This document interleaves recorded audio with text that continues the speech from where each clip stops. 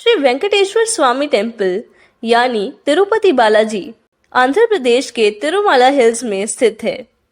इस टेम्पल के main deity Venkateshwara जी हैं, जो कि लॉर्ड विष्णु के ही एक अवतार हैं। एंड ये भी कहा जाता है कि वो कलयुग में ही धरती पर प्रकट हुए थे, ताकि वो कलयुग जैसे बुरे समय में डिवोटीज को प्रोटेक्ट कर सके और ह्यूमैनिटी को बचा सके। यहाँ की वेंकटेश्वर जी की मूर्ति खुद ही प्रकट हुई है और यहाँ के पंडित ये कहते हैं कि हमेशा ही वेंकटेश्वर जी की मूर्ति स्लाइटली मॉइस्ट और गर्म रहती है, जिससे ऐसा लगता है मानो उन्हें गर्मी लग रही हो और उन्हें पसीना आ रहा हो, जिसके कारण जिस कमरे में वेंकटेश्वर जी की मूर्ति है उसमें हमेशा ही पंखा चलता रहता है।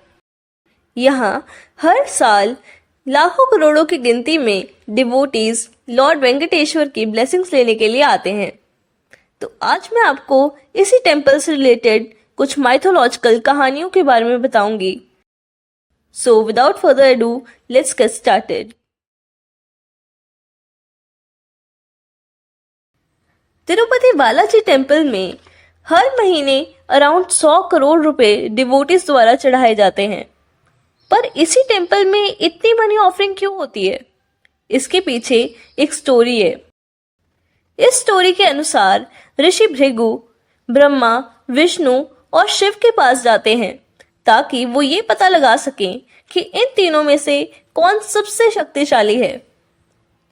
जब ऋषि भृगु विष्णु जी के पास आते हैं तो विष्णु जी उन्हें इमीडिएटली ग्रीट नहीं करते, क्योंकि वो आराम कर रहे थे। इससे ऋषि भृगु बहुत गुस्सा हो जाते हैं और वो जोर से अपना पैर विष्णु जी के मारते हैं। इससे विष्णु जी उठ जाते हैं, पर गुस्सा होने के बजाय उल्टा वो तो ऋषि भृगु के लिए चिंतित थे और उन्होंने ऋषि से पूछा कि कहीं आपके पैर पर चोट तो नहीं लगी।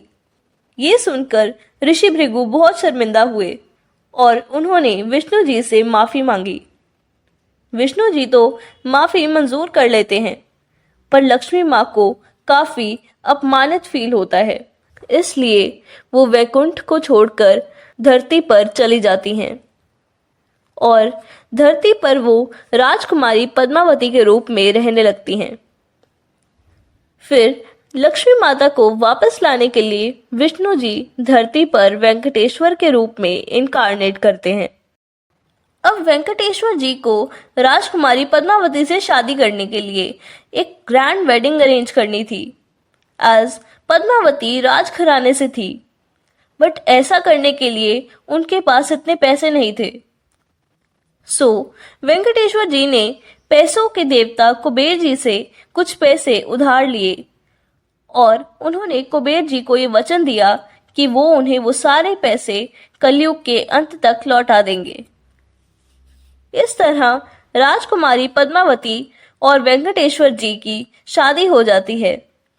बट कुबेर जी को वो पैसे लौटाने से पहले ही विष्णु जी और लक्ष्मी माता वापस वैकुंठ लौट जाते हैं और कुबेर जी को वो पैसे लौटा नहीं पाते। इसलिए इस मंदिर में डिवोटीज बहुत सारे पैसे वेंकटेश्वर जी को चढ़ाते हैं, ताकि वेंकटेश्वर जी उन पैसों को कुबेर जी को देकर अपना कर्ज भर सकें। इस मंदिर में लोग पैसों के साथ साथ अपने बाल भी चढ़ाते हैं और इसके पीछे भी एक बहुत ही इंटरेस्टिंग कहानी है। तो मैं आपको अभी स्टोरी सुनाती हूँ। जब विष्णु जी वेंकटेश्वर जी के रूप में धरती पर आए हुए थे, तब एक बार उनकी एक चरवाहे से बहस हो गई और उस चरवाहे ने विष्णु जी के सिर पर वार किया, जिससे उनके सिर के एक पार्ट के बाल झड़ गए। इस रूप में एक लड़की नीला देवी ने वेंकटेश्वर जी को देखा तो उन्हें बहुत बुरा लगा और उन्होंने अपने सिर से कुछ बाल काटकर वेंकटेश्वर जी को ऑफर किए, जिससे वो अपने सिर का वो पार्ट कवर कर सकें जहां से उनके बाल झड़े थे। ये देखकर वेंकटेश्वर जी को बहुत अच्छा लगा और उन्होंने ये निर्णय लिया कि अब से जो भी भक्त उन्हें अपने बाल काट कर दान करेगा वो उस भक्त को अपना आशीर्वाद देंगे। तो यही कारण से इस मंदिर में रोज ही हजारों की गिनती में लोग अपने बाल काट कर वेंकटेश्वर जी को चढ़ाते हैं।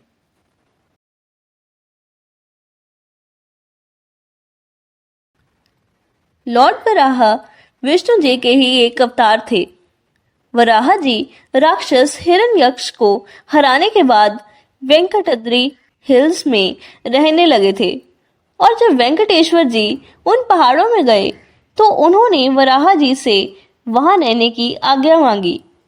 वराहा जी ने उन्हें ये आज्ञा तो दे दी, पर एक शर्त पर, और वो शर्त ये थी कि जो भी भक्त वेंकटेश्वर जी की पूजा करेगा उसे वेंकटेश्वर जी की पूजा करने से पहले उनकी यानी वराहा जी की पूजा करनी पड़ेगी।